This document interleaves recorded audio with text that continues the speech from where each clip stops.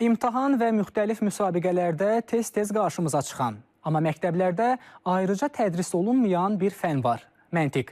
Məhz bu hal şagirdlərin əsaslı təməl olmadan əlavə hazırlığa ehtiyac duymasına səbəb olur. Təhsil ekspertləri belə düşünür.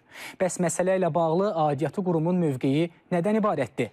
Məntiq fənnini ayrıca tədris etmək lazımdırmı? Sınaq imtahanlarında, həmçinin olimpiyada, magistratura, dövlət qulluğuna, işə qəbul kimi bir çox imtahanlara riyazi məntiqdən suallar daxil edilir. Lakin bu xüsusi bir fən kimi tədris olunmur. Elə işi çətinləşdirən məqam da məhz budur. Bunu 27 ildir məntiqdən şagird tələbə hazırlaşdıran Bəhman müəllim deyir. Uşağın təməli yoxdur, sıfırdan başlayacaqdır. Belə bir sual tipini də görməyibdir. Və ona görə də biz sıfırdan başlamağa məcbur oluruq. Halbuki orta məktəbdən gələn bir şagird belə bir olimpiyadalara hazırlaşırsa, onun bir təməli olmalıdır.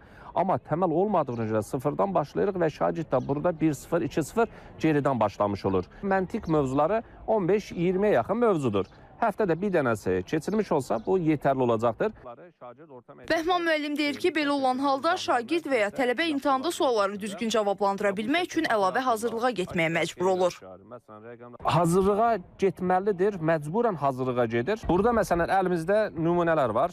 Bir kubun açılması, nə bilim şəkillər arasında əlaqələr və yaxud da ki, operatorlar dediyimiz aşkar, qeyri-aşkar operatorlar. Yəni şagird bunları, bəzi suallar var ki, özü də azdan çoxdan eləyə bilər, amma üsulları və metodları öyrənməyi məktəbdən başlamalıdır.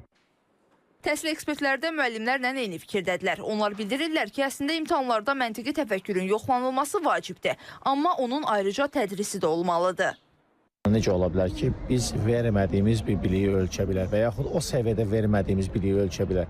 Bu təbii ki, düşündürücüdür. Mən hesab edirəm ki, bizim məktəblərdə həm də o səviyyədə məntiq tədris olunmalıdır ki, qeyd etdiyim kimi beynəlxalq imtahanlara müraciət edən, onlara hazırlaşan bizim şagirdlərimiz üçün belə o ilkin baza rolunu həmin biliklər oynaya bilsinlər.